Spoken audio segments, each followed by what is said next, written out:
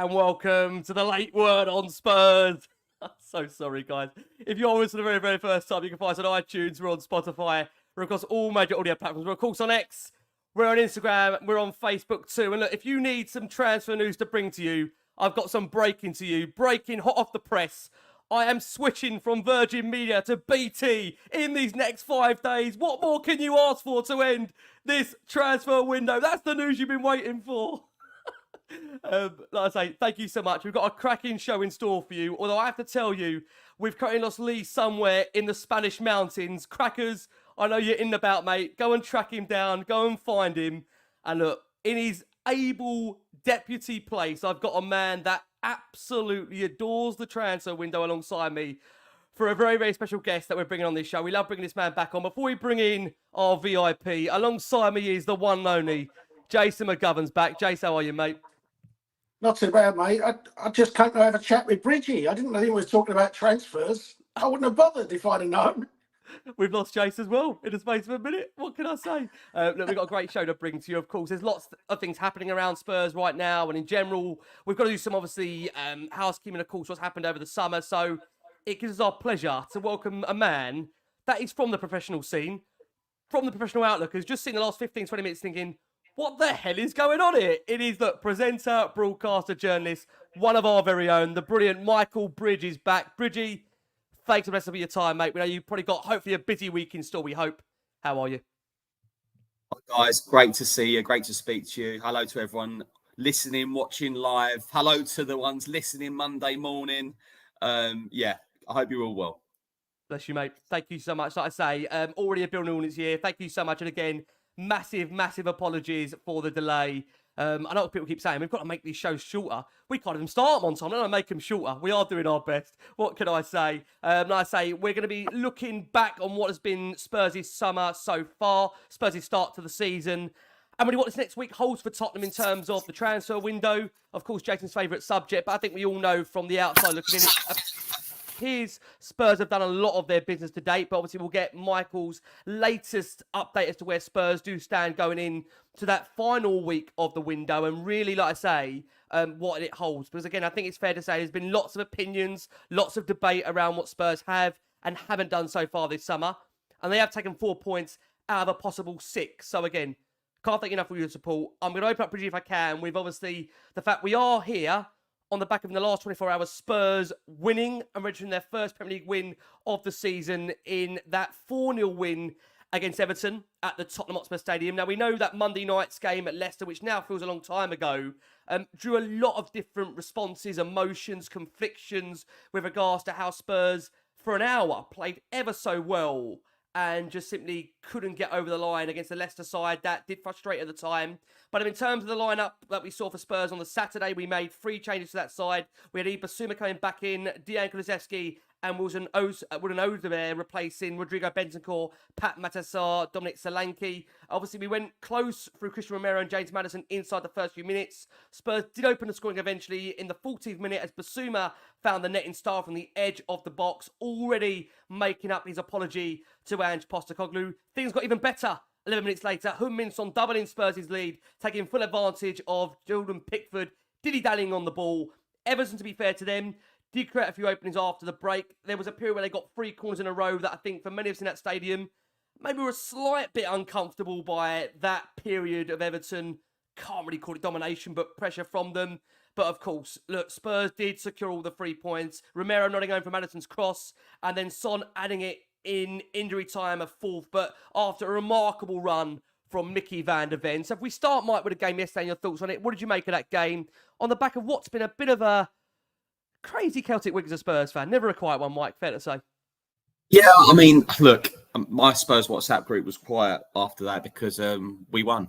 And it was a very routine win and clean sheet, which was great. Being a lot more ruthless.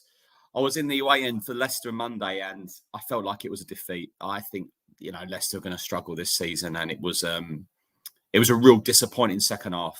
And it kind of, I'm gonna go from journalist fan throughout this pod for those listening, because I think it's pretty obvious I'm a fan. And I was disappointed after Monday, but look, Saturday a lot better. As I say, ruthless. Yes, Everton are poor, but you still got to score against them, and that's what Spurs did.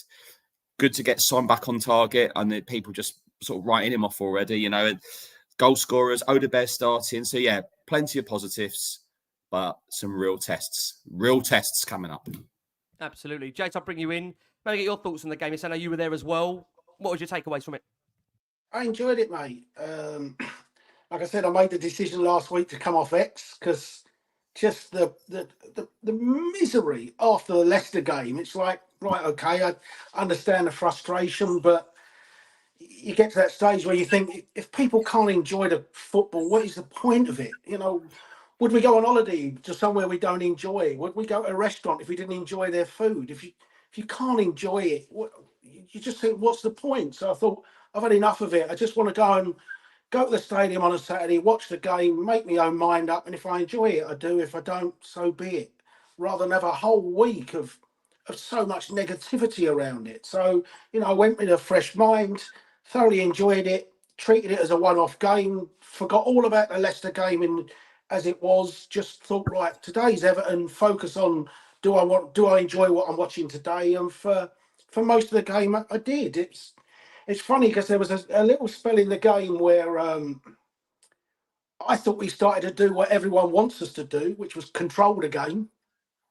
A little period just after half time, if you like, where I thought we got control of the game. We don't really look like scoring. Everton are doing nothing. We're finally doing what most supporters have been telling us we should be doing.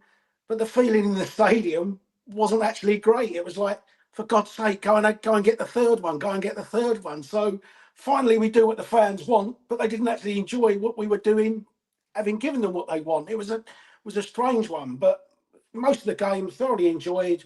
4 good goals, lots of positives, and just don't have to worry now about Newcastle till next Sunday, 1 o'clock, and then I'll start worrying about it.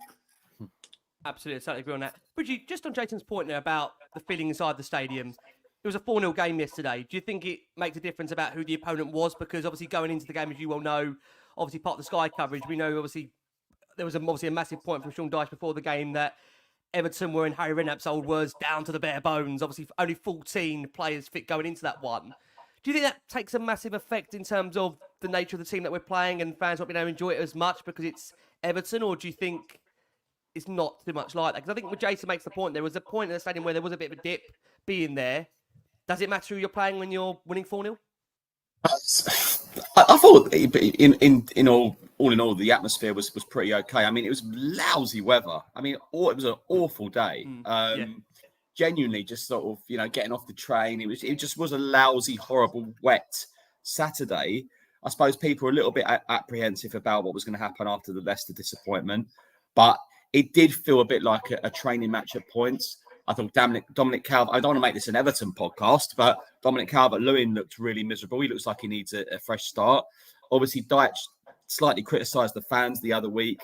Never great for, with Everton. It's the passion. I mean, Tottenham Everton's always been a glamour special game. There seems to be a good relationship between the fans. Whenever I've gone to Goodison as a fan, they're a good lot.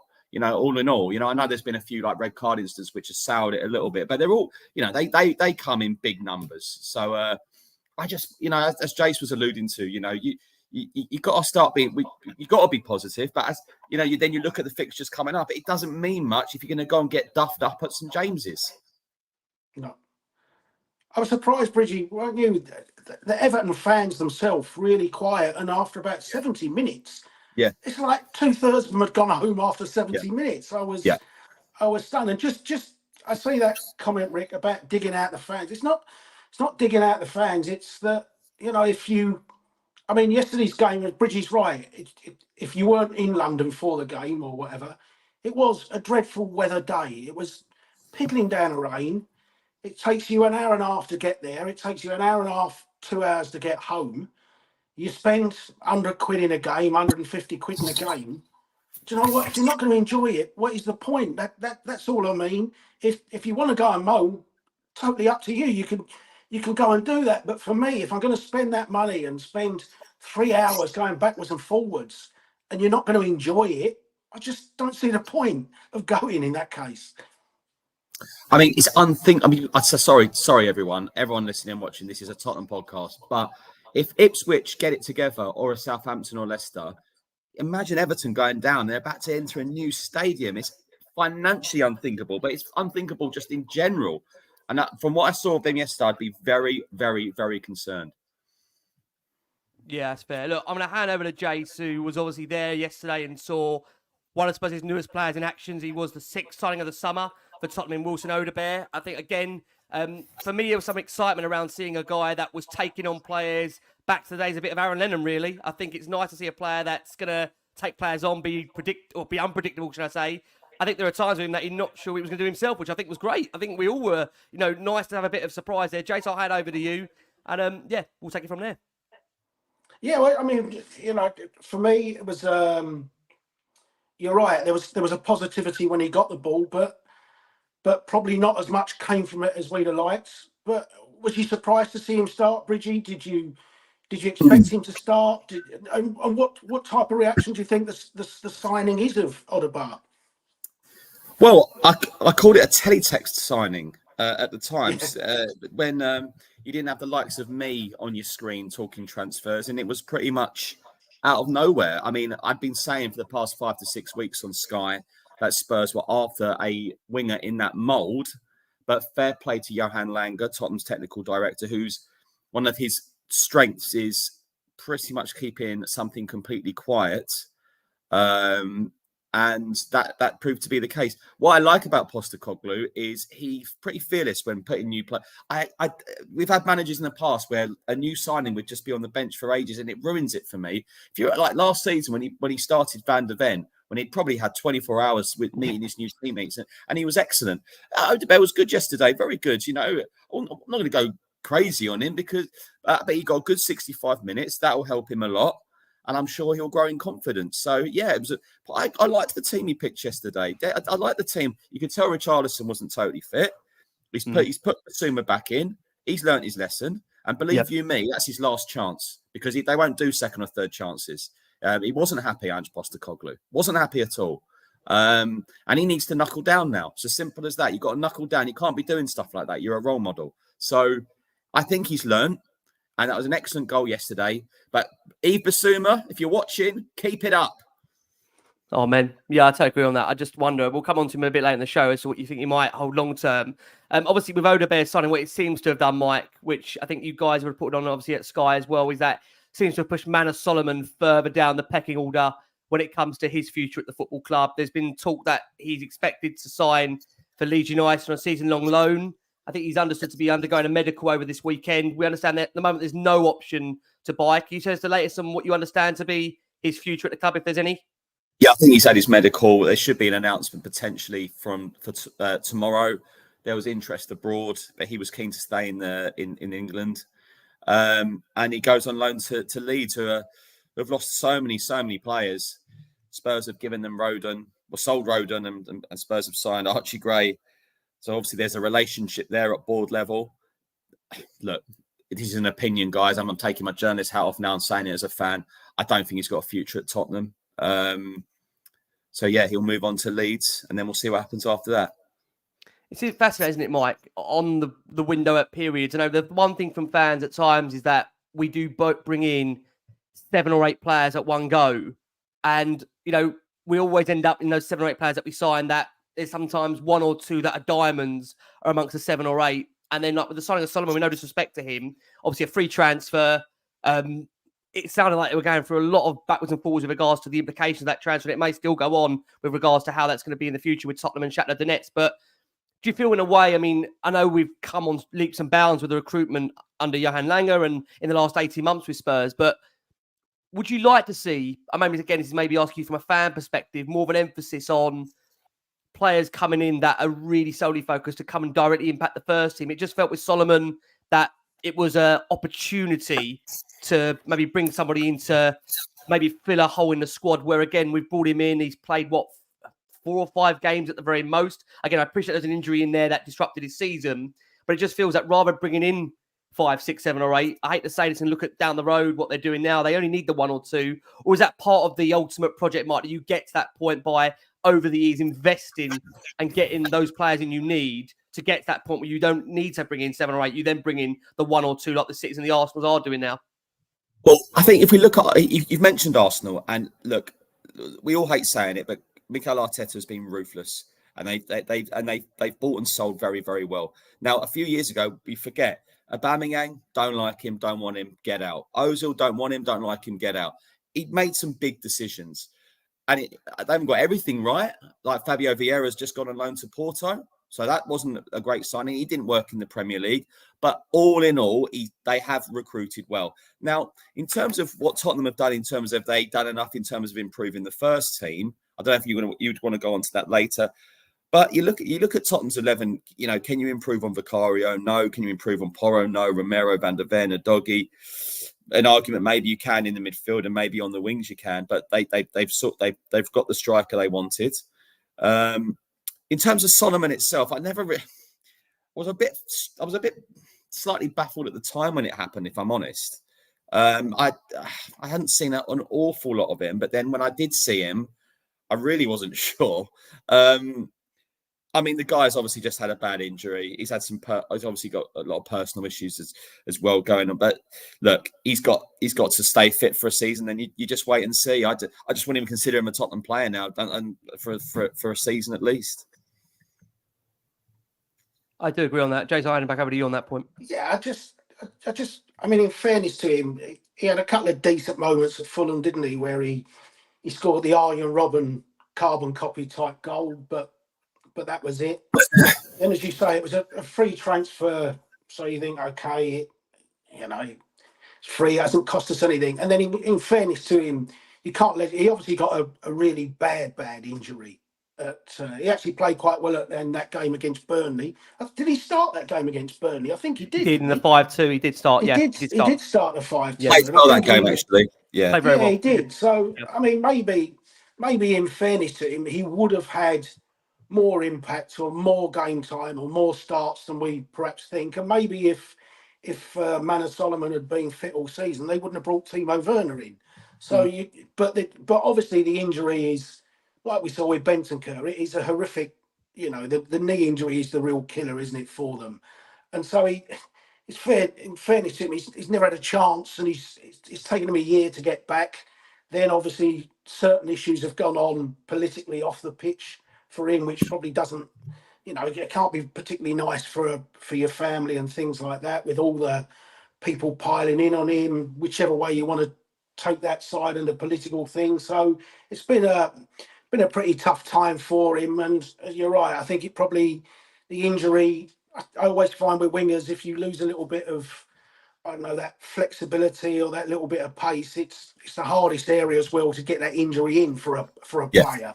So in fairness to him, it was over before his career really began at Tottenham, didn't it? So good luck to him. Hopefully he goes on and has a decent season for Leeds. But even if there's no obligation to buy, I still think if he comes back, that Tottenham will move him on anyway, because they still look at it and think, yeah, you've had a good season in the Championship. So he's not going to overtake people that they've bought from the Championship or that they've since brought in. So, I see the comments coming up, and certainly flashed up on my phone today. I thought he'd failed the medical at Leeds. So I've seen that from various places. So, Tottenham will know from their own medical team what condition that knee is in as well. So if he has failed the medical, it wouldn't surprise me if Tottenham are not surprised that he's failed it himself anyway. Yeah, we have to wait until that one. Yeah, I mean, that's news to me, Jason. If he has, then that's a real shame for him. But from my understanding, that it should go through tomorrow. But I'll wait and see on that one. But yeah, that would be awful for him if that's the case. I want to go back to Bissouma for a second. Mike, you made the point from your fan opinion that he might be on his last chance saloon here. I don't know, Jace, do you have a feeling on that for you with Bissouma? Obviously, we were when that news broke, obviously, about the laughing gas incident, obviously we were doing a show at the time, and I think we all thought it was a bit of a wind-up. We actually didn't believe it when that was coming through to us, that we thought, is this some kind of joke at the time? I mean, look, Ange seems to obviously have been of the opinion, like he said now in his press conference, that there's only so far before you cut the line on a player. Where are you, Jace, on him for you before I bring Bidgie back in on him? Do you think it is now really last chance saloon and he has to knuckle down now?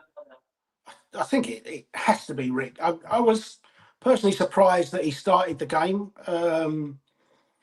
It would have been interesting to see if Bentancur had been fit, whether he'd have been brought back into the team. I'm not so sure he would have been, but even then, you kind of got the vibe from Angie's press conference on the Friday when I think he said, yes, he's been good this week, but there's a lot of bridges still to build, or something like that, along those lines. So I was a little bit surprised.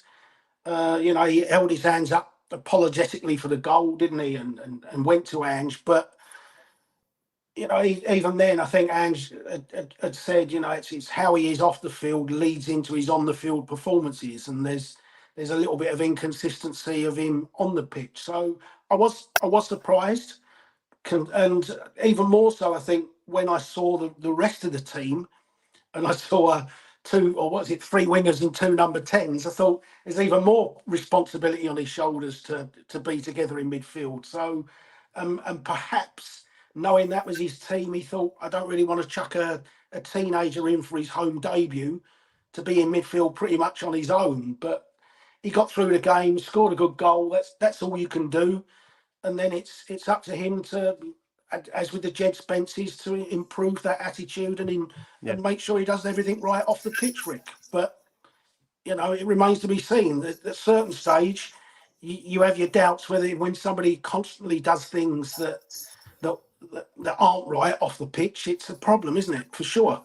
Absolutely. I mean, Bridgie, do you feel for now, do you reckon we can try and find that level of consistency that we've been craving from his game? I think, when you look back last season, those first 10 games, he was remarkable. He played with a confidence. He played with an energy. I want to say, actually, I think he played like that very similar yesterday. I think you saw that goal gave him the world of confidence. You suddenly saw he was not afraid of beating a man. He was taking players on. He was so comfortable with the ball, receiving, giving it. And I think, can we try, do you think, in these next kind of 6 to 12 games, 15, 18 games coming up, to find that level of consistency that we can really trust on this player again? Because it does feel like that relationship with him and Ange, although obviously when he scored, went over to him, it was obviously a big apology there.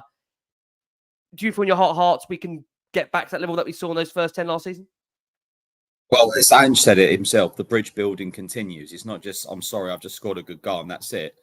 Ange Postecoglou was very, very disappointed. He was a player that Ange Postecoglou doesn't get close to anyone, like nobody. And I don't mean that as a criticism. He's just, whenever you deal with him, and I get on well with him, but don't expect him to put an arm around. He's that kind of person. But what he did do when he joined the club, Bissouma was one of the first players he actually spoke to, and talked about his game and everything like that. And I think you saw that from the start of last season.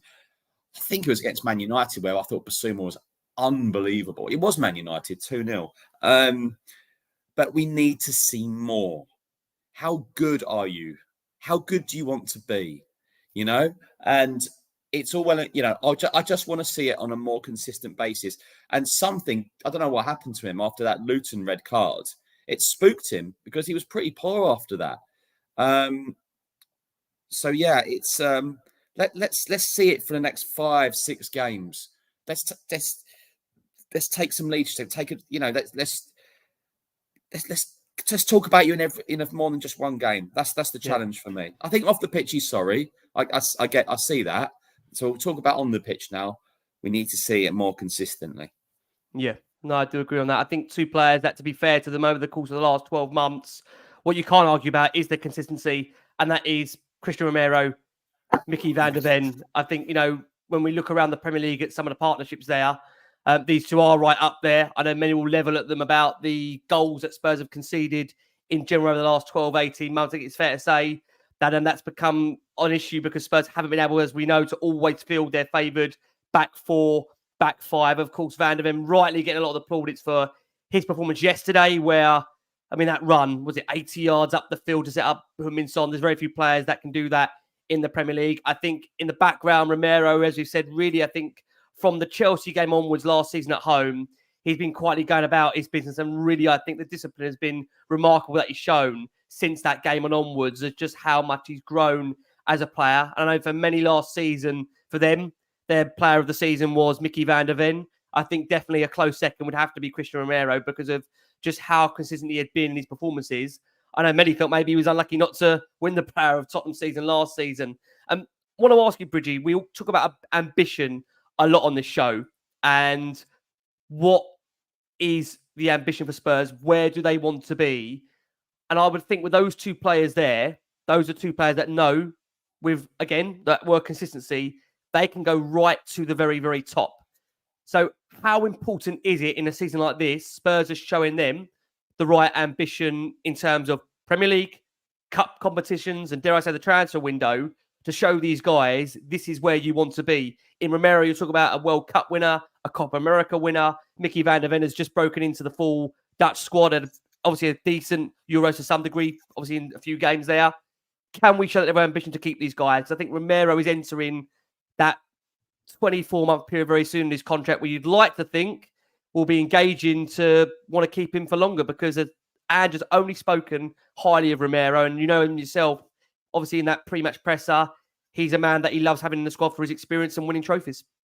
Yeah, I mean, I wouldn't surprise me if Spurs during the season are going to sit down and speak to Christian Romero. He's an immense defender. I don't think in terms of cards-wise, he's not as erratic where he used to be pre-Postecoglou. I would like to see him be more of a leader sometimes, and I didn't like the way sort of Vardy goading him on Monday night. And sometimes, again, sorry, putting my fan hat back on, I sometimes think I want to see more of the Argentina Romero. And I know Argentina had this amazing relationship with all the players, and they feel like a club in itself. Sometimes wonder if Romero has that influence he has for Spurs, but sometimes that's maybe not necessarily his fault because obviously Spurs conceded way too many goals last season. Mickey van der Ven took forever on him, just an absolute joy. And I just hope and pray he doesn't suffer another serious injury this season. That was the worry when he went down yesterday with that knee problem. He's just a special person, special guy, always stops to speak to journalists. He's just a real credit to this football club who you could literally just say, we want this guy to be with Spurs for many, many years. Romero, who knows? He's an immense defender and is bound to get some interest as the months drag on. But for Mickey van der Ven, you'd hope Spurs will nail him down for many years to come. He's a real credit to this football club. Yeah, I do agree on that. And I know he spoke out yesterday, that being Saturday, about his wish to win a trophy with Tottenham, his wish to win silverware with Spurs. Jace, what do you think these players need to see from Spurs that gives them the confidence that this is the right place to be? What do they need to see in your opinion? Because I know, again, throughout, obviously, transfers, but more about what Spurs do on the pitch. What do they need to see?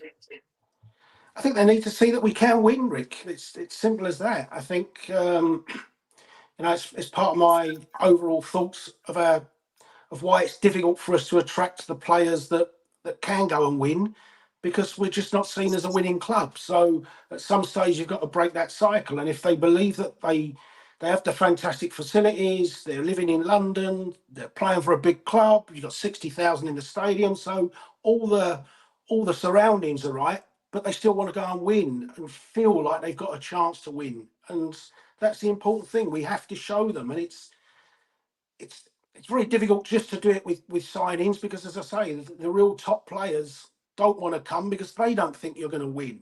So it's the chicken and egg thing, isn't it? You need those players to help you win, but until you win, it's very difficult to bring those players in. So, it's hard, Rick, to convince them, but that's what's got to happen for somehow. I do agree on that. Yeah. And I think it's one of those things where, unfortunately, that can't be answered today, tomorrow. That's got to be answered during the course of the season in terms of what Spurs do. Bridget, I want to ask you about Jed Spence. I think many of us have been actually really surprised by the turnaround in his Spurs career, given the fact that it felt inevitable that upon his return to the club in pre-season, we knew Spurs obviously were negotiating with Genoa about a potential return there that, in the end, obviously not only broke down, but he obviously worked his way back into Ange Postecoglou's plans and a very good pre-season. He featured prominently throughout that. And Ange was very complimentary of him. He said that he's not been a minute's problem during the pre-season. He's shown up with the right attitude, the right desire. We saw him in that game against, obviously, Everton on the Saturday being deployed in the left-back area. What do you see his role for the season? And do you think with this guy here, when Spurs signed him, there was a real excitement and buzz around signing one of the, it felt, country's up-and-coming talents as a defender? What do you think the future holds for him? Can he be, in your opinion, a first-team star at some point in his Spurs career? It's down to him. And let's just start with a positive. Well done to Jed Spence because his career, he saved his Tottenham career. And I've gone on telly saying he's basically the list I was given of players Spurs will want to sell, listen to offers for. I get it updated. And Jed Spence is there. Name was there throughout the end of May, June, start of July. Went on tour, checked in with a contact. They said, no. You know, I said, well, he's had a good start to pre-season. So, you know, even so. So he has turned it round and he has not just done it for a few weeks. He's come back and he's knuckled down and he's worked hard. So fair play to him. Does that mean he's going to be at Tottenham for the next 10 years? No. But he's given Spurs options. Obviously, he can play left back. He's obviously predominantly a right back. Whether it means he's got a Spurs career, we'll wait and see. But it's down to him. But it's a real positive that this turnaround, because they're going to hold my hands up, guys. Didn't think that was going to happen. It's really interesting, those points. And what we are going to do, we are going to go for our first break of the show for our listeners and audio. We've got nearly over 5,000 of you that are watching this show live. Again, thank you so much for all your incredible support for Last Word on Spurs. Bearing in mind we're half hour late. Bearing in mind Jason's on the transfer show. Bearing in mind Lee McQueen is stuck in the Spanish mountain somewhere with crackers trying to fish him out. Have that as an image for you. Crackers going around somewhere with some kind of dial-up connection, and I'm trying to survive here whilst trying to transfer to BT. Don't let me down, BT. Now you've heard that live. Try and give me a discount, please. I say we can't thank you enough for your support. It's been incredible throughout the summer. You guys are amazing. And look, this is what enables us to bring wonderful people like Michael Bridge back on the show. Where again for Bridgie, as you know, God, this man's busy on the transfer shows on Sky. He does us so well on there, and I think that's one thing Bridgie will always say about you, mate. That's one thing I will say. The comments everyone says, it's. I know you mustn't come across that you're one of our own, but we all know when Spurs come on there, you're always trying to just give us a little bit of a mention on there.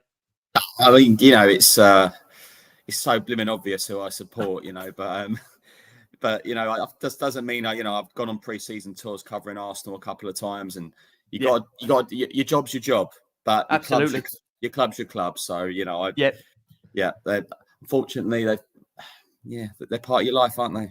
They are, yeah. Cheers, Dad. Yeah. Well, I got to say, I took my son there yesterday. He's 3.5 for the first time. I was speaking to you about the kids off here, Bridgie. I was saying it, but yesterday was a really special moment for me because when you go that full circle where you end up being the one that takes your son, it's an unbelievable feeling. And he had the time of his life. I did have to try and explain to him that not only will we not see Spurs score 4 goals every week, I don't think you'll see him keep many clean sheets as well. So, you know, you don't get better days than that, right? I kind of worry that if I start that trajectory now, what's he expecting? I've got to try and rein him in a little bit, right? I'm sure Spurs will help me do that. Yeah. Well, my first ones were 5-1 wins and 5-0 wins. And oh, God. Yeah, it soon went downhill after that. But yeah, that sounds like a special day, mate. Special day. Yeah. Listen, I always say this club, what it does, it's character building for you. You know, I think that's the one thing that it is absolutely character building. And what I want to do, Bridget, before I bring you back in, there's an interesting interview from James Maddison that he gave actually after the game yesterday, Jace, where Dave Bridgie has seen it was actually on Sky where he gave it, where we haven't got this clip, but we've got the Spurs official clip, which I'm going to bring to you in a second. Seemed to allude to the fact of around the style of play, which again has been a massive debate, I'd say, on this show about the way Spurs are setting up in general and whether there is that general buy-in throughout the squad. Because I think we've made this point on a lot of our shows that Ange called after, I want to say either the Man City or Arsenal game, that there needs to be change in the football club. There needs to be evolving. That also could mean both internally, externally, with the coaching staff. And I think the point was, I think that's why Spurs fans going into this summer maybe expected there to be a real shift in terms of maybe first team players. What we have seen, obviously, in fact, is a lot of players go out the door, but maybe necessarily not a lot of players come in that directly impact the first team. Now, again, the likes of Lucas Bergvall, Archie Gray, these players may very well come on to have, you know, real impact in these next few weeks. I mean, we saw, of course, both of them feature in that win over Everton. But the clip that Maddison was alluding to on Sky Sports was around the point of the fact that, you know, maybe the players should be listening to Ange Postecoglou more when it comes to the way he wants to set them up. Now, interestingly, this is a clip from James Maddison, which he gave to Spurs official, where he discussed how Ange Postecoglou likes his Spurs team to play. Let's just get this here, and we'll bring Jason back in and Bridgie back in on the back of this. A convincing win, and one we're really happy with. Ange Postecoglou's style is attacking, scoring goals. he doesn't like when we sit off. If we go 2-0 up and start to sit back and try and manage the game, he gets really annoyed about that, actually. So it's nice to go and score 4 today and have a comfortable win. Now, it's interesting, Jace, I bring that clip up there because I think me and you both on our WhatsApp group late last night, when we heard back and listened to part of that interview and the Sky Sports one, there seemed to be maybe a question with regards to whether the full squad is still 100% fully bought into the way and Postecoglou likes and wants to play his football. What's your gauge on that? Because, again, we had quite an in-depth conversation very, very late last night on this. And, again, I just wanted to not only get you on the show for, obviously, the fact that Bridge is on with us, but also your take on the comments from James, both in that interview. And I would urge those that haven't listened to the interview with Sky Sports that James gave after the game yesterday, go and listen to it because it's quite an eye-opener. So, Jace, your thoughts on that? And for context, like I say, this is around the way Spurs want to play under Ange and how they're being set up. Yeah, I think on the Sky one, it was even, I think he ended it by saying something like, perhaps he does know what he's talking about, and he had that sarcastic look on his face. So it was a strange thing. Maybe we were overreading it. I've said before, I think he needs more people that genuinely believe in his way of playing. I mean, I'll sit on the fence here. I'm not saying whether I am a believer in it or not, but I've always said that he has to be given the chance to get his methods across, and that he shouldn't change from what he wants them to do, because as soon as he changes, then any belief in the squad will then disappear. They'll say, well, even if you don't believe it's ever going to win, how the hell are we ever going to believe it? So, whether it was the bigger picture or whether it was just the caveat to put in that they've obviously set up this week and he's told those players we're playing with 2 number 10s and 3 wingers, because I think when all of us was surprised when we saw that team sheet come through, and we all thought, how the hell are we playing? You couldn't work out who was going to be playing where. I think in that first half, you actually saw Maddison further forward than anyone a few times. He took that ball down, didn't he, in the box? I think there was one flash across goal that he didn't get his head on. So, there's obviously a lot of that's been going on. So whether it was the overall belief in Ange's system or whether it was specifically the build up to that game and how the hell they make 2 number 10s and 3 wingers work, I'm not sure. But it was. I think the one great thing with Maddison is you do get quite an honest interview with him. He doesn't just give you the bland things. I think that's why he'll be a fantastic pundit for Sky when he eventually finishes. He's very honest. He's not a you know person, is he? He gives you quite an insight. He comes across quite intelligent. But it was the 2 interviews. There was a couple of things I thought strange thing to say, as if they're not fully buying into the things they're told. And I think if you get a couple of bashings over the next few weeks, that doesn't exactly help the belief in the squad either. Bridget, you know James really well because, you have interviewed him at the golf day recently, and I know you've interviewed him before that. I know, again, what do you make of maybe the snippet from there and, again, the context of what we've given you about those interviews? Do you get a feeling that there's been enough involvement and change in that squad that you've seen to believe that there's enough players that are 100% fully believing in the way Ange Postecoglou likes to play his football? And again, just to put that into context, Rob Daly, of course, friend of the show, Rob took this clip on the back of the game against Everton yesterday. And for our listeners on audio, we're just displaying a graphic that shows just how high up a lot of these players are pressing. You've nearly got, for the context for those on audio, Maddison on the halfway line. You've only got Van der Ven and Romero in the Spurs half. That's the only 2 players you've got. And it looks like at that point, when we've got this still, I'm trying to see where the ball is. It looks like Everton are about to break on us. Don't panic. We won the game 4-0. But, Bridgie, what's your takeaway about the style, the involvement of the squad? Is there enough believers in there for you? Yeah, definitely, without doubt. I mean, the players that are coming in are because the manager wants them and they're how he likes to play. Look, it's been a tough few months for Maddison. I do get on very well with him, and he is a joy to speak to because he does, as Jace, spot on, Jace. He's just lad. He's just a normal lad. Says what he wants to say. Says what he thinks. And he didn't like what when I said when he got in the original England 33-man squad. I said, was it a relief to see your name up there on there? When he gave me this little afterwards, like, why'd you say that? I was like, well, it's always a relief. Rashford weren't there, and that's him, isn't it? He believes in himself. Whereas I personally, when he came back from his injury, I didn't think he'd done enough, and he found it really difficult to get back to his rhythm. That's the truth, His first few games for Tottenham, he was absolutely outstanding. I'd have started him for England back then. It's an encouraging start. Let's remember he is one of the vice captains alongside Christian Romero as well.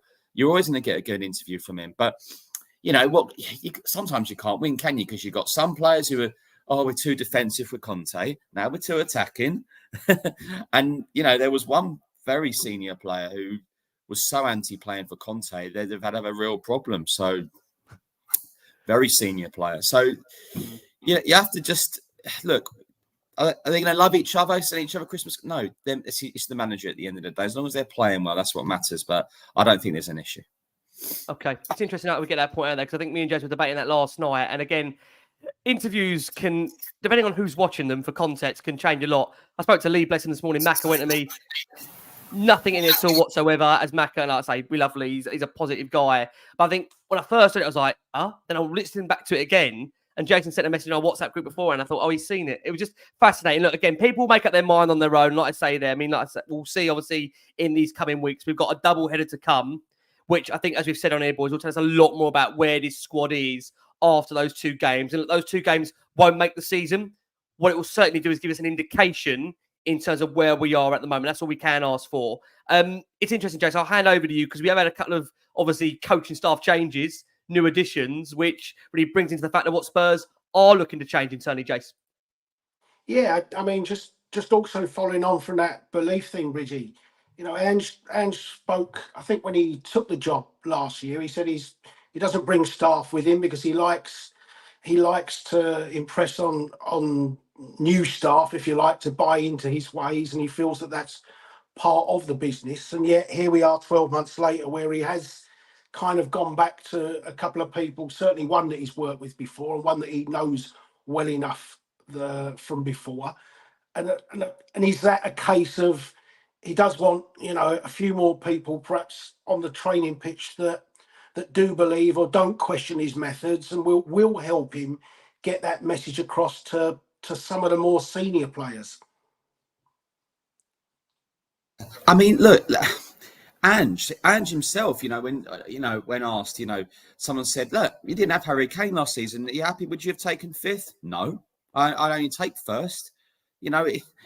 Even Ange, you don't know what he's going to come out with. And he didn't really like a comment from one of the reporters yesterday about money he'd spent. And he really sort of bit back. And I think Ange, from what I know of him, he looked as if he was joking, but I don't think he likes the question.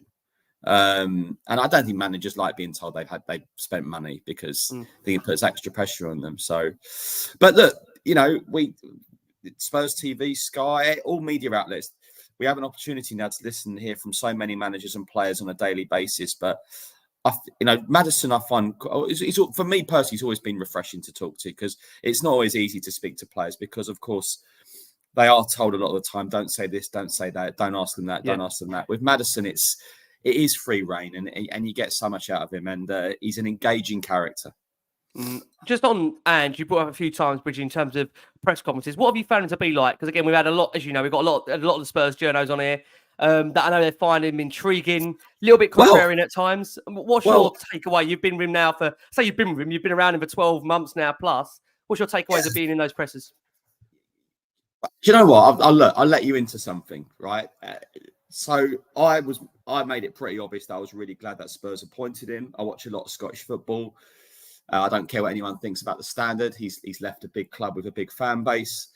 And a colleague of mine phoned me. They said, Bridgie, I know you're seeing Ange tomorrow. And I know you're looking forward to talking to him, blah, blah, blah, blah, blah. Just a few pointers just about him, how he dealt with them over the last few years in what was like a real bubble in Glasgow, And my colleague nailed it. Spot on. Don't try and be funny with him. He'll do the humour. Don't try this. Like little bits. I was given a bit of information, and it worked, and it was absolutely spot on. It really was, and that's when he had a pop at my holiday destination stuff. He can be great, And a lot of the time, these press conferences, the managers when the broadcast finishes. Yeah. Spurs, which is great, they let you still film the embargoed section, which comes out later that night, Friday 10:30. And some managers, for some reason, they just kind of like, it's the written press now. Just relax a little bit. I can just be on my chair, and the cameras are. Do you off, miss that, Bridgie? You know, I've got to ask you that, Pelt, because we know you had a great relationship with Maurizio. We saw you obviously with him earlier last season. And again, I think that point with Maurizio where it became apparent that it was a lot more relaxed when those cameras were off. It wasn't like what it is now where, like you just said there, we as fans, we now get the embargo section. We didn't used to get that as fans. We'd only get that first point of interview. You would have that opportunity to, if I'm right in saying, hover a bit closer around the manager, have your little tape mics out there to film it. And it felt a bit more, tell me if I'm wrong, you could get more out of them because they know they weren't being on camera. Do you miss that in the job, that it's not as intimate with some managers? Do you think you would have got more out of Ange if there wasn't cameras there? Look, to be honest with you, speaking about me personally, it's hard for me sometimes because I'm Sky. Sky are the broadcast rights holders, so I kick off the press conference. Yeah. So it's a bit like I've warmed him up a bit, and then if I've asked a question and then another one sort of says, can you go back to the first question? Can I just get more on this? Blah blah blah. Usually, because usually myself, Alistair, Dan, Patrick, we get 3 questions, keeps it moving along, ticking along. Ange gives nice long answers, and you get a nice, good 35, 40-minute presser. But because I start it, sometimes it would be right. What's the injury news, Angie? How's Benton Core? How's Richie? But it's one. Or sometimes I can have that as a bonus. What's the main 3 things? What's the 3 things I have to do as a Sky one? Well, one's always blimmin' transfers, and then Alistair's might be more club orientated, Yeah. But I had a good one the other week. I won't name names, but they all walked in, and one of the journalists said, "Ange, promise you, I won't annoy you as much this season." And Ange went, "You already are, mate." But yeah, I know what you mean, Bridgie. Because I think he said stop the small talk as well. Yeah. I think it's pretty obvious he's not a fan of the Moose. Put it that way.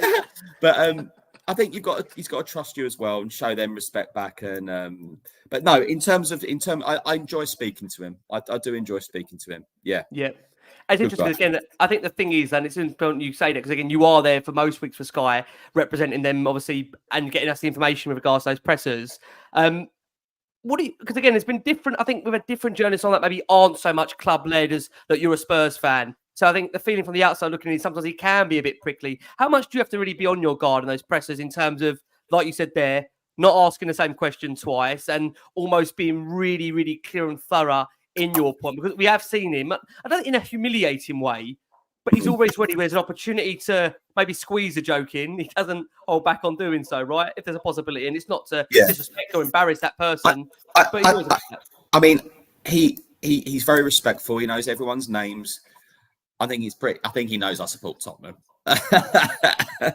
And he watches the channel, he watches Sky, and I'm aware of that. And I think he'll be on his, he recognises faces, and he'll probably maybe be on his guard a tad if he doesn't totally recognise someone and they've come straight in and asked a bit of a difficult question, But no, all in all, I'm very privileged, very, very, very privileged to do it. And, I think everyone has got a responsibility there to deliver good questions. And I think from Ange, you do get very good answers. When it was Antonio Conte, we only allowed to ask 2 questions because his answers were very, very long. But yeah, just going back to Maurizio very quickly. I think it was April, and it was just so strange seeing him in a Chelsea outfit, and he was wonderful and so charming as always, and just got that feeling then that all wasn't well in the club, and maybe that's why he was extra relaxed.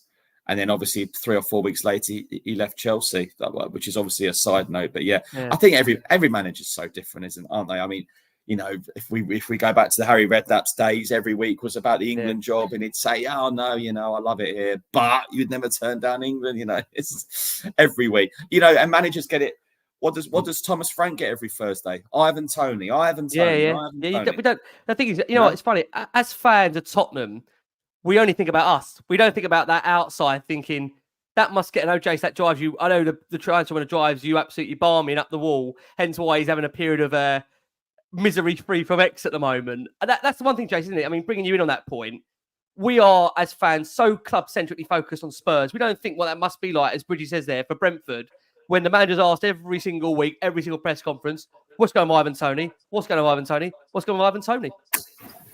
It's not just every week, is it? Because I mean, as Bridgie knows, but before and after games, you'll have the broadcast section, you'll have the written section. Then after a game, he'll do the BBC interview, he'll do the Sky interview, he'll do the Premier League World interview, he'll do the overseas be-in feed type of thing. So he'll be asked it 4 or 5 times after a game, and pretty much every single manager's the same. I'm not going to comment on speculation. If there's news, I'll tell you. He's their player. I'm not going to make a cut. So as soon as you hear the question coming in, I know exactly what the answer is going to be from every single one of the managers. And sometimes how they keep their patience, I don't know. And I think even the Moose asked one this week where maybe because, in fairness, I don't know, Bridgie, do you all know what everyone else is going to ask? No, I mean, we do. The Moose always asks what I'm going to ask. But look, I know he does ask good questions at times. And look, as I was saying earlier, Alistair's will probably be more club led, like homegrown questions, which are very important for the club. But obviously, let me go back to it. Another one, Angie's first ever Spurs presser. Again, I'm kicking it off 3. And one of my managers said, get Kane in. And I went, but I can't go straight in with Kane. He went, well, yeah, you are. And we went back and forth, and I gave my point. He gave his. And, so I was like, okay, right. I don't really want to upset Ange Postecoglou on day 1 on July the 8th or whatever it was. So I worded it in the sense that obviously you want to make big changes in terms of incomings and outgoings. And I'm sure Harry Kane is one you really don't want to be saying goodbye to, something like that. And his first reply was, question 3, was it? Question 3, because him and the coach and stuff had a bet with who was going to bring up Harry Kane first. But yeah, I think it's basically, we definitely do speak to each other in terms of, are you going to cover that? Are you going to cover that? Sometimes at Sky is where we get something called, which is a global. So if it's something, a huge talking point in the week, I don't know, Gareth Southgate's dismissal, the worst VAR decision there is, a new FIFA ruling, what's your opinion on it? VAR, what's your opinion? Ban it, mate. So a lot of, I have to ask some of them, which are called globals as well, which Andrew's always been good on VAR, like ban it, mate, get rid of it, So I have to take them into account as well. I think there was one this week where it might have been the Moose, in fairness, that asked him, and he just said, how important is it to get off to a good start and I'm thinking, what a ridiculous question, because he's hardly going to turn around and say, yeah, it's all right if we lose 5-0, and if we play a load of crap, who cares about it? I just thought, oh, come on, surely you can find something better to ask as a question than that. But you're never like that, Bridgie. I always feel the Spurs bit come from, I think, no, Bridgie's going to ask what we want to know. Bridgie's going to ask what we want to know. I just don't say we, but yeah. It's a tough role. I think that's the one thing I know fans every week. I know that's the one thing I know with fans, that with journalists, there's always that need that, why don't you ask this? Why don't you ask that? I think, again, from the outside looking in, that no one understands that point, which when you're obviously a broadcaster, presenter for journalist for Sky, there's a certain criteria of what you are expected to ask and what you aren't expected to ask. And again, you made that point there about club focused, those that are global. And I think, again, it's a really intriguing point that was the thing, I'll be honest with you, Bridgie, not to spend too much on it, but it was so bizarre to see you with Maurizio 12 months ago, because it just took me back to, I messaged you actually, it took me back to what really old times. And yeah, I'm sure it took you back to old times as well. I think you were joking about a tie at the time. Yeah. Just really, how weird was that moment for you? Because again, I know you love this company. Again, I've made it very clear on the show. I still love Maurizio. The funny thing is, I go to the same barber as Maurizio still goes to in Cockfosters. Do you? Oh, yeah. He was in. Look at Jay. He was in there. I think a couple of days before I was, and I always ask after him because I still look. I can forget the Chelsea thing. At the end of the day, as we know, Spurs didn't want him, and at the end of the day, the man's got to work. He's still got to, want to do his job. It was so posy. It was Chelsea. It didn't work out. But I'm just intrigued what you made of that period with him there. Because again, it's from the outside looking in, it was just bizarre, wasn't it? Utterly bizarre. Yeah, I mean, I actually thought he was actually onto something near the end. Really on. I'm really surprised he's going to take the job at the United States. Not at his stage of his career. I thought he might have waited for a Premier League or a top La Liga role to come. Yeah, it was strange, but let me just say, and I'm not disclosing anything confidential from him. And I know some people say, "Oh, it's Chelsea now; it's tarnished," but he loves Tottenham, loves them, And the things he said off camera, genuinely, I'm not doing a disservice to him then, and take it genuinely. Believe me, and it you can still feel it. It hurt. It hurt. But I'm going to be honest with you. I didn't want him back from a fan's point of view. I thought it was that had gone. But yeah, it was strange. But I'll always wish him well. Lovely guy, lovely man, lovely person, good person. Yeah. Again, just seeing you guys together. Just seeing you guys together that morning. Yeah, I'm lucky. I've never really had an issue with any manager. Really, there's some I love more. I've got a very close relationship with Roy Hodgson. So I always wish him well. I saw him, the other week. So, yeah, and you end up getting on well with them, and they respect you, and you respect them, and that's what it's all about. Yeah, I do agree. Look, we'll bring it back to what's happening. Just going to say, Rob, just one person who has impressed me this week with all the press work he's had to do, and away from Tottenham, is Maresca's had a horrific week with people asking him all sorts of things, but he's answered everything openly. He's stayed completely calm. I've felt a little bit for Maresca this week because I think, Jesus, give the bloke a break. But everything's about 40 players. I think he's actually handled himself really well this week, Maresca. But I'm sure. I agree. I think he has as well. I agree. Yeah. I got the. I don't did like one bit. I did like one bit when someone said about his reputation.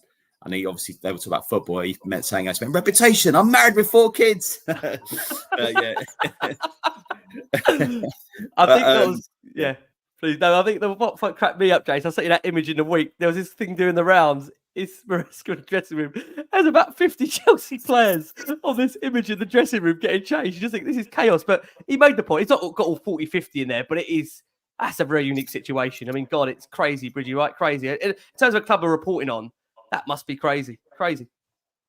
Yeah, I mean, look, I looked at the players they brought on today. They're very good players. So I'm not going to be like, I'm certainly not laughing at Chelsea. And they could end up having a decent season. And I completely agree with Jason. I think Maresca has spoken very well. At the end of the day, if he doesn't want a player, And I don't think it's necessarily down to him completely how they've treated these certain exiled players. I'm really, really impressive win today. And as I say, got some pretty good players off that bench. Oh, man. Yeah. Bringing it back on the Spurs, I mean, we talked about briefly there before we went into that conversation about the way Spurs are setting up under Ange, the set pieces. There was a period, obviously, in that Everton game, Bridgie, that, a 10-minute period, 15-minute period, I think Jason said it earlier, there's a bit of a lull in the game where Everton did have a bit of a period in the game where I think they had 3 corners in a row. There was a little bit of a panic around the Spurs box. I think for those that have been on X, they've seen that gif doing the rounds where you can look at each individual Spurs player thinking, what are they doing in that moment? There was a bit of a panic attack in terms of set pieces. Are you still, as a fan now, I'm asking you this, are you still concerned about set pieces, or do you think that we have got over that issue? Or is it a case that we're going to see it in the next couple of games? We've got the sternest test that comes in Newcastle and Arsenal. That will tell us a lot more if we have overcome this issue. Yeah, I think very simple. Great, clean sheet. Bring on the next 2 games. Because the last 2 Newcastle results up at St James's, the last 2 years have been utterly despicable. And they need to defend so much better. So I will reserve judgment. Yep. Fine. Yesterday, great. Clean sheet. let's see how we get on the next couple of games. Yeah, it's fair. Want to bring it on to Spurs' window in terms of what they've done. They have been, many might be angry by what I say here, they have been active, Spurs, in this window. I mean, whether it's the signings that everybody wanted is another question. We've seen the likes of Archie Gray come through the door. Of course, Lucas Bergvall joining. We also had, obviously, in their Spurs signing the young Korean Yang Min-hyuk, who will, of course, link up with the squad in January. We, of course, had the 65 million signing, club record signing, and Dominic Solanke come through the door. We know he's obviously injured at the moment. We're hoping he should be back in time for Arsenal. May feature in the Newcastle game. Again, we'll hear from Ange later in the week on that. And, of course, the latest in Spurs' signings of the number 28 now, Wilson Odobert, through the door for Spurs. He was Spurs' sixth summer signing. Of course, that also adds to Timo Werner, who rejoined the club on loan, a season-long loan from RB Leipzig. What have you made, Bridgie, of Spurs' summer in terms of the incomings? Because we understand the average age of Postecoglou signings is 21.8 or younger. And I don't need to tell you this, you know it already. You're a Spurs boy. You notice that. There's a feeling from some inside the fan base that apart from Solanke, we haven't signed any players that are going to directly impact the first team now. Now, I'm saying that in a little bit of a hesitation because Archie Gray came on yesterday, as did Lucas Bergvall. And you would imagine as this season does progress and go on, those two lads will see a regular amount of game time. So thoughts on it, both as a fan, as a journalist, what you made of Spurs' window. Can you understand from fans why there has been some frustration given in the summer the earlier links to the likes of Pedro Neto and Eze, but no one really credibly, I don't think, said that Spurs were anywhere in advanced negotiations for those two players? Yeah, I mean, I think every fan wants more, don't they? All fans want more. That's the natural way of being a fan. They needed no. You're never going to replace Harry Kane, like for like. The homegrown issue is there, and it was Ange Postecoglou's decision. He wanted Dominic Solanke, and he's got him. And it's just typical that he's suffered an injury, but it's not a serious one.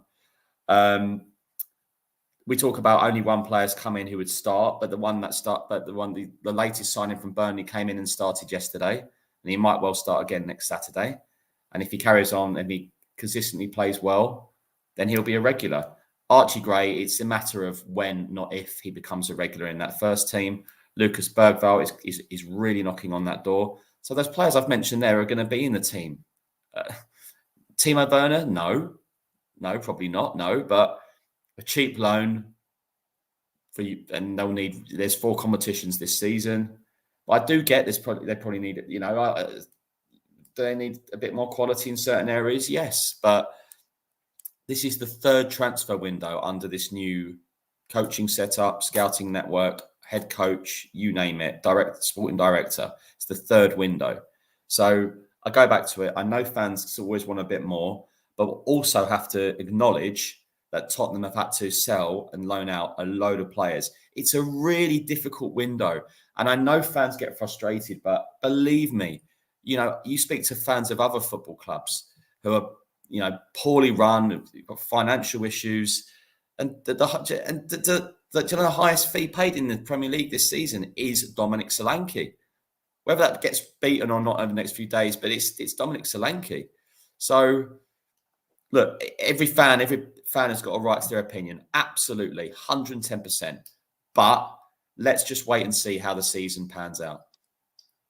That's fair. Next part I want to ask you, Bridget, around kind of the way in which Spurs have... Just Rick, Archie Gray must be in the top 10 as well. 40 million. Yeah, he is. He is. Mm. Yeah, he is. Yeah. And Odobert is 25 million, rising to 30. Yeah. It's not Solanke weren't cheap. And as I say, you know, Emerson Royal, you know, AC Milan bid a very low figure early June. Tottenham ended up getting a bit more, so he's gone. Højbjerg's gone. He could have spoken to Marseille this January, but they've ended up getting a guaranteed 17 million next year. Højbjerg. Yeah. They've, you know, and I think they've done well getting some players out. Some players who it seem to be the same names every year, you know. And some haven't worked. Brian Hill didn't work, did it? It was he's clearly not suited for England. It's also true, isn't it, that those that have gone out, they haven't actually brought much in other than Emerson Royal. Tanganga are free, Dyer are free, Hugo are free, Sessegnon are free, Højbjerg only on a loan, Brian Hill a loan with an option. Manor Solomon would be a loan with an option. They're not actually bringing in transfer fees, in fairness, for too many of them. And let's be honest, I think Oliver Skipp was a very fair price. Yeah. He was desperately needed a challenge in his career. A lovely lad, but he needed a challenge, a new change.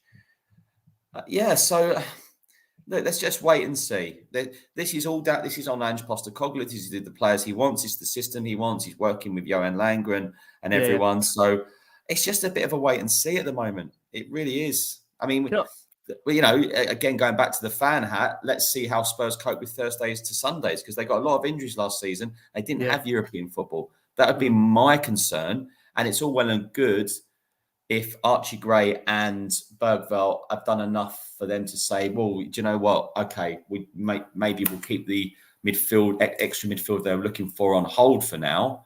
When I say, well, they've got a lot of games coming up. So even if the Archie Grays and Bergvelds aren't in the team now, well, they will be when they play Fenerbahce or whoever in a couple of weeks when the Europa League draw's made out. They're going to have they're going to play a lot this season. Everyone's going to play a part. And as I say, it's an easy thing to say. It's injuries are going to be the key for all clubs this season.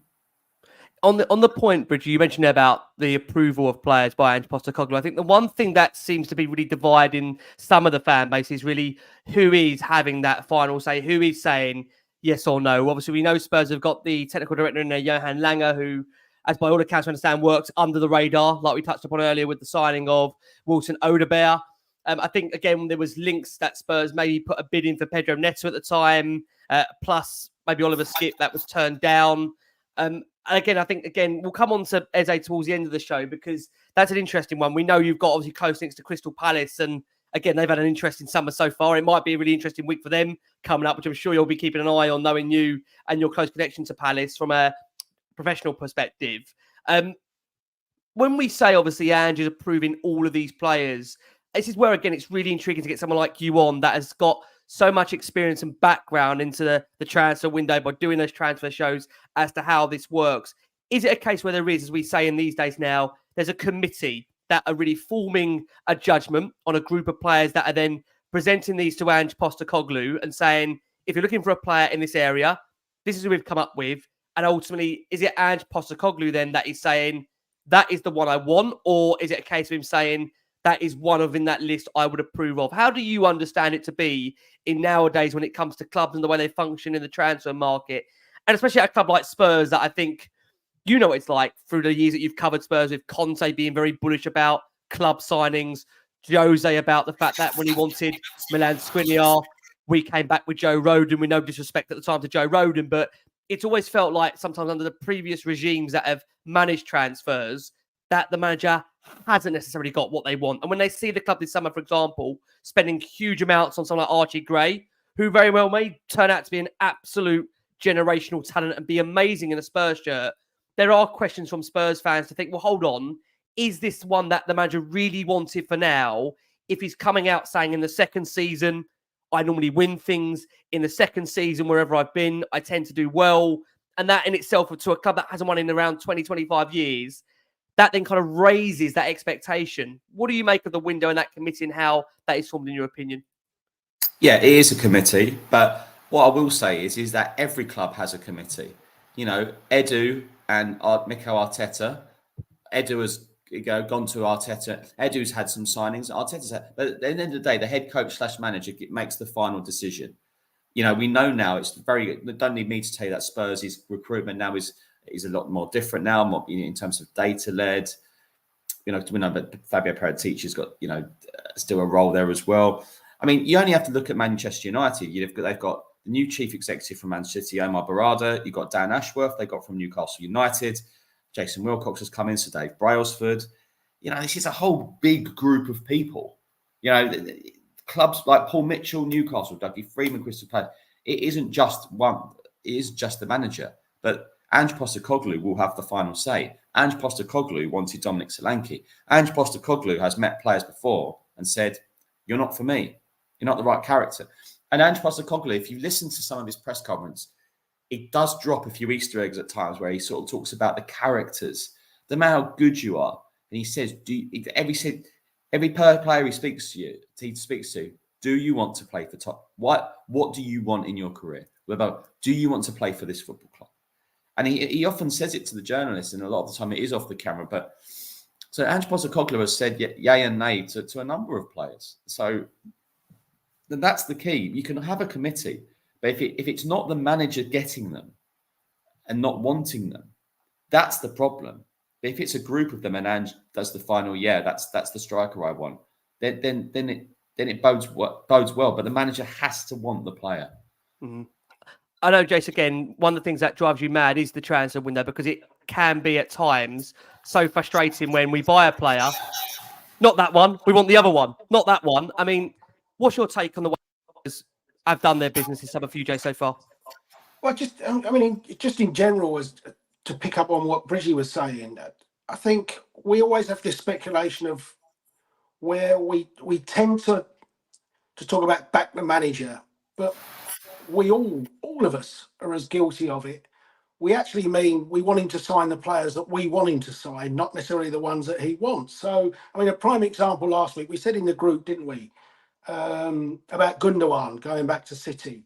He is the absolute perfect thing to bring into Tottenham, Gundogan. We knew we didn't have a chance, but we're all talking about just look how he gave that interview. I think there was a clip of after a Barcelona game. And you see how Pep was talking about him. That's exactly the type of person that would come into the dress for us as a fan that we want. But then you hear Ange with Maddison yesterday saying he doesn't want to control games. So the real strength of a Gundogan is actually not what Ange wants from a midfield player as such.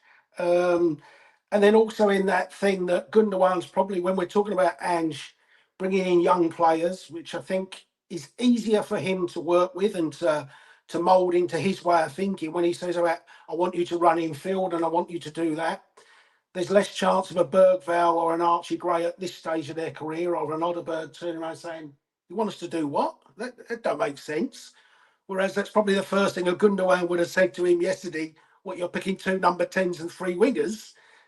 So there'll be more questioning. So it's not necessarily that that they go for the players that we want them to go to, but they go for the players that they want. And I think you're right in saying that on the surface, it appears that only Solanke has improved the first team. But I do look at it and I think Gray, for example, is one that Ange will give plenty of first team minutes to. We saw Palace bringing in Walton, didn't we? He went from Championship to an England squad in, 5 months? We saw how Dele Alli stepped up. We saw, who was the lad playing really well for Villa yesterday? Was running the show in midfield. Ramsey. No, where did they get him Rogers. from? Rogers, Middlesbrough. They got him from the Championship, didn't they? There you go. There's another one and that was the January transfer window. So I think, it's a little bit unfair to say we've only done that to bring in. You don't spend 40 million on a teenager if you don't see him as part of a first team player pretty quickly. Jack Clark was one thing when we spent 10 million to build up, but I don't think you've got that with Gray. So, and Odobert, as Bridgie says, he started yesterday. Yeah. So I think they're more receptive to Ange's ways. They're maybe not as challenging to the belief or as such, and I think there are. So I think over the course of the window, you'll see signings that he wants to make, but they definitely won't be the ones that fans want us to go and do. And that's the same thing. And I think there's also you get caught up in the language sometimes used. So, and I'm not talking about Bridgie, you might have your Darren Lewis on here, or you might have one of the other journalists that will turn around and say, yeah, they like Eze. Yeah, so they like them. I like chicken Kiev, but I don't want it every night of my life. Tomorrow I might have prawns. It's just, yeah, I like Eze. But they don't say, we will definitely sign Eberechi Eze. We will definitely go out and sign Pedro Neto. They're one of the players they're looking at. But before any time goes on, they're seen in the Spurs shirt, the images that I hate, put them in a I know. Spurs shirt. This is how they look. And everyone then says, oh, we're going for this player. And when the leak that's come out of the club is they like Eze, there's probably, I bet you could probably go into Ange tomorrow and ask him 100 players, and he'd say, yeah, I like him, I like him, I like him. You've heard Maresca say, I like Sterling. But don't mean to say that they don't get to sell him, because he can't keep 40 players, can he? So sometimes you have to listen to the terminology and take what they actually say, mate, rather than what you want them to have said to you, and interpret the actual words used. That's fair. I mean, that is all fair. Bridgie, we go into this final week. I think it's fair to say it looks like from the outside looking in by Andy's comments that Spurs pretty much settled in terms of what they've decided. Whether we like that or not as a fan base, it appears that is the way. What do you understand to be the final business of Spurs going into this final week of the window? What can you tell us? Oh, God, here we go. Well, look, I'm going to I think everyone would have guessed the fact we've waited an hour and 16 minutes that we're not expecting a couple of bombers to come through unless you're going to break it to us. Bridgie, how many people am I going to see in a Spurs shirt on tomorrow morning? Yeah, tomorrow morning. Look, if you said to me now, how many more players are going to come in? 0, 1, 2, 3. I'm going to go with 1, but they could be done. But I still think maybe 1. Okay. I don't think more than 1. Midfield, he's not apparently known at the moment. Left-sided defender, talked about a left-sided defender. Goalkeeper area is an issue that it's not a pressing issue, I'm told, at the moment. Yep. Personally, I'd like to see more competition for Vicario, proper competition. So when I asked, it is an area they will be looking at. Whether that gets addressed now or January, I think I'm leaning more to January now. Fraser Forster's fit, but personally, I think going forward, Vicario definitely needs more competition. Left-sided defender, left-footed. It's been discussed. I think the Jacob Ramsey interest has gone away for Aston Villa because they couldn't do a deal in terms of the Celso. Yeah. So I think maybe 1 more. I mean, but look, if that's it in terms of incomings, then that's it. But I hate saying this. I know it disappoints so many fans, but that's the information I have as it stands. Okay, listen, that's fair. Look, you can only go with what you know today. And again, I will just say this: it's not, for those that are in the comments that are wanting more. Bridgie can only tell us what he thinks might and might not happen. Again, no one knows obviously in that final week what happens. Yeah, I mean, if they're trying to get a solution for Giovanni Lo Celso. Yeah, he had interests from the MLS, but he turned that down, which I think is probably wise for him. But yeah, that was interesting when I was told about that. Reguilon, they'll have to find a solution for him before the end of the week. So Lo Celso and Reguilon are the 2 senior players. They're looking to move on before Friday. Manos Solomon, and I think Alfie Devine will probably find a club to go on loan by the end of the week. Yeah, so that will probably be it. But if things open up, then obviously never say never. And I know the Eze one keeps coming up, and I think that's the one player I've heard all summer, and it was a no throughout the summer when I ask every time. No. Bridgie, why do you think just on Eze that name kept coming up? Is it because he looks like what people think is a Tottenham player? I mean, the way he carries himself, obviously the fact that he's part of the base connection, which we know Spurs have got a number of players with. There was reports that he was in a box at Spurs last season. I mean, again, why do you think that's been a consistent one throughout the summer where really, like you said there's been nothing to really lead us to thinking whilst he, as like Jason says, he's a player we may like, there's been nothing credible to suggest that we ever were in advanced negotiations for a player. Let's not forget about it. Was that at Euros as well? Why do you think that's been the case? Yeah, look, as I say, yeah, as Jason said, yeah, they do like him, but you can't have everyone you like. So, maybe wait and see. I mean, I spoke to someone at Palace, and they said to me that they wouldn't dream of selling Eze, Gay, and Eze all in one window. Well, Gay could still go. Four bids Newcastle have had turned down. 4 bids. Yeah. And quite humiliating if they now don't get him. But then he was appointed club captain the other day, you know? So they've sold Anderson to Fulham for 30 million. Yeah. Which, yeah. So I don't think it will happen this window. Well, no, it won't.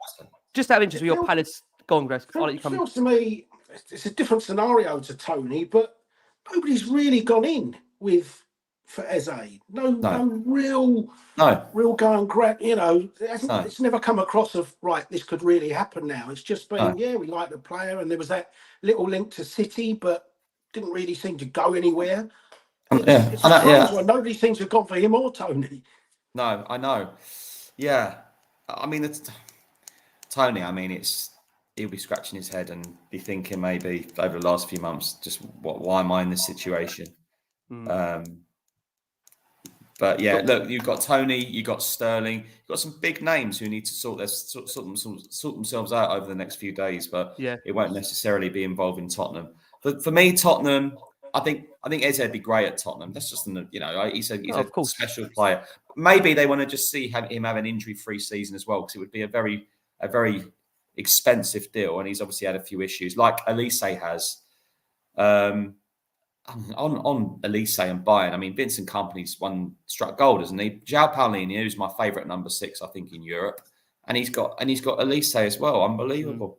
And Kane. But look, just for those who get disappointed, believe me, I'd love to come out and say, yes, it's going to be the biggest deadline day ever at Tottenham. Yeah. But also, clubs don't really work like that anymore. I think it was more under the Harry Redknapp days when they'd get linked with people. I think the problem is, Bridgie, that Van der Vaart one still stands out for many because of just how that wasn't that deadline day. The fact that it was a present, and to be fair, look, I mean, let's be honest about it. In the last 10 years or so, there hasn't been many deals like that were presented to clubs, was there? That's important to make that point. And also, I was the last reporter in January because Spurs signed Bergvall. I was locked in a pub, trying to keep warm down the road. I was knocking on the landlady. I think she'd gone to bed and forgotten about me. And I had to run to the training ground in pitch black. If anyone knows where the training ground is, it's sort of like in country lanes. Yeah, it literally and I was going, excuse me, can you let me out? Because Lucas Bergvall was chosen to go to Tottenham over Barcelona. So Spurs do things on the last day, but clubs are a lot more savvy now as well. So I think you'll get a busy Thursday just as well as a busy Friday. I have to say. I said that on air earlier, and I believe it. Fascinating. Listen, Bridgie, I tell you what, whenever you have you on, mate, it's so fascinating. I know, again, look, for many out there, I can say there's been having nearly 7,000 that watching the show, which again is just utterly remarkable. Your support for Last Word on Spurs is unbelievable. When I think me and Jace started this show 8-9 years ago, Jace, you used to 50 people maybe listening and watching in. It's 7,000. It's ridiculous, right? Insane. We still only get 50. Bridgie gets the 7,000. Well, look, you should give yourself a massive pat on the back, Ricky. Honestly, mate, you've done incredibly well, and for yourself as well. And look, this is why Sky call you up for your opinion as well. So you should be very, very proud of those figures. So well done to you and the boys. Well, listen, there's definitely a team effort. Please, God, they're calling me on deadline day because something exciting is going to happen. No pressure on it, Bridgie, at all. Mate, they love you at Sky. Yeah. Oh, bless you, mate. Yeah. Final one for you, Bridgie, final one. Based on the way we've started the season, based on, obviously, Spurs' window, it's not too much pressure on it in terms of closing it. What do you think now, looking at the squad, looking at the start we've made, what do you think is achievable between now and the end of the season? Of course, Angie's second season. I know, again, there's a lot of excitement around a lot of our Australian viewers and listeners that always repeat that point to us. Second season under Ange, normally is very, very special.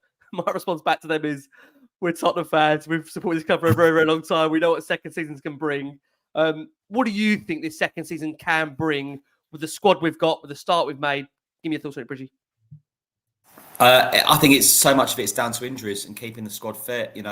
Thursday, Sunday, the way the European football has been expanded, how we get on with the domestic, how we get on with the domestic cups. I think you've got Manchester City, Arsenal, and maybe even Liverpool, who are just way ahead. Sorry, but we've got to be honest in terms of Arsenal. I've already booked 3 weeks off at the end of May just in case. Don't blame you. But and then there's a whole glutton load of clubs who will fight for that fourth spot again. I mean, Spurs and Villa last year was like watching two snails race for that fourth spot. It was painful watching the end, but Villa got there in the end, and probably Spurs weren't ready and just didn't do enough in the end. But it's a wait and see, I think, and it does feel like a wait and see, and maybe even how Ange Postecoglou. That's a good point. It'll be new for him as well. I mean, such an important point that. And I don't, and as much as I love the guy, there's been no Celtic manager who was able to crack Europe. He struggled as well. So let's see how he gets on it with his style of play. Those games Thursday, Sunday. It's very much a wait and see, but let's just hope the bulk of the squad stays fit, because that's when I'll start getting worried. Yeah.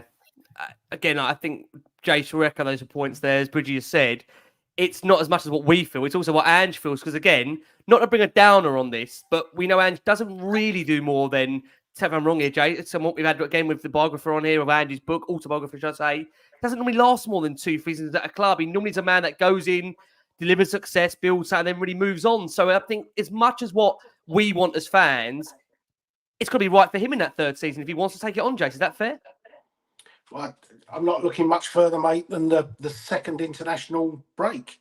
I think there's some really big games for him. Newcastle and Arsenal, the first two. You look at West Ham, we lost at home last time. We conceded 4 at Brighton. That's in that run. Man United away is in that run. And, I think he needs players to really buy into his ideas to go into that run and get games. Otherwise, I do fear for him a little bit if we have a rocky road, because that stat will then get thrown at him. You've only won 5 of the last 18 or 19 or something, if that patch is wrong. And we know that will see you in the bottom half of the table, and we've seen in the past what can happen. So I just hope that he gets through this next period and can pick up a couple of good wins, and it doesn't get too ugly at any stage. I think that's really important. Get through those next 6 or 7 games, and then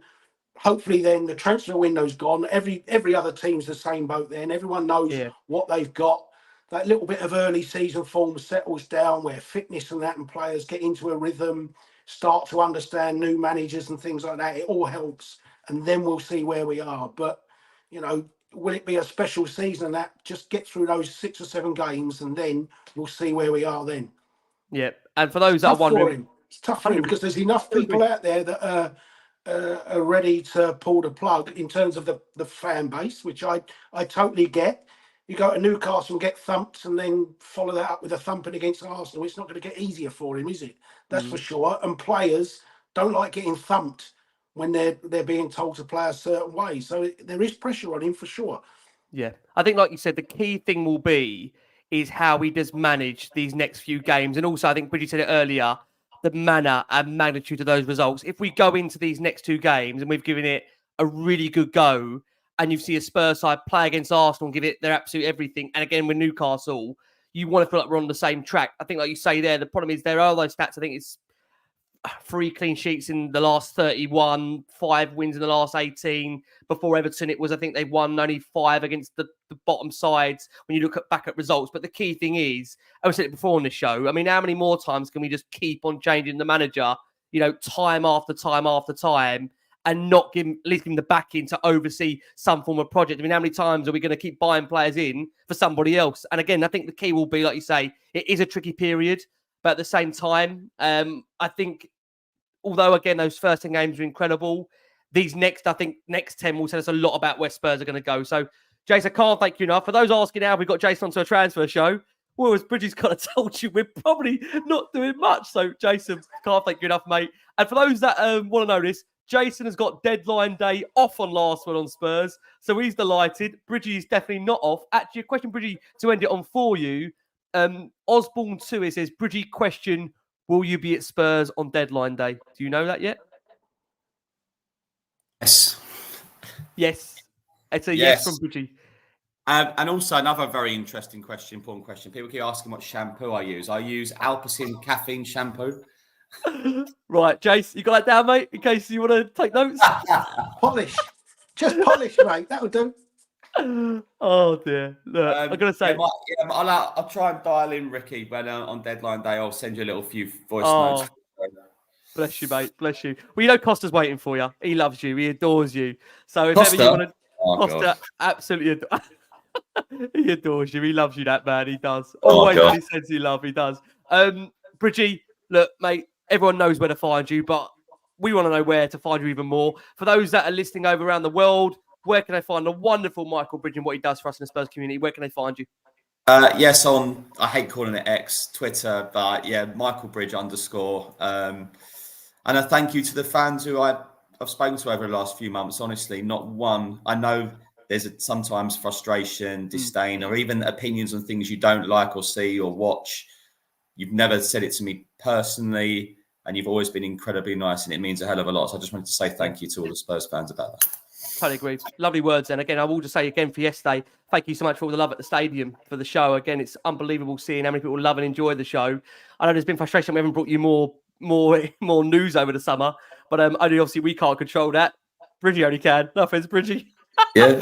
No offense. Yeah, well, I hope as the days goes on, things might change. But as of Sunday night, 10:30, that's the information I have. As of the fact, Sunday night, Jason's here. That kind of gives you every indication what's going to happen. I want to say a massive thank you to an incredible watching audience. Jace, thank you so much. Bridgie, thank you so much. Like I say, we can't thank enough for the support. We'll be with you throughout the week. If anything does happen, we'll still be here anyway for you. Look, from myself, from Jace, from the wonderful Michael Bridge, we've been the last word on Spurs. Please keep safe, keep well, and as always, come on, you Spurs. Oh, hold on. I now have to. We'll all have to drop off here because of an internet issue. So we're all going to drop off. Bear me 1 second. If you boys stay there, I'm going to come and end the stream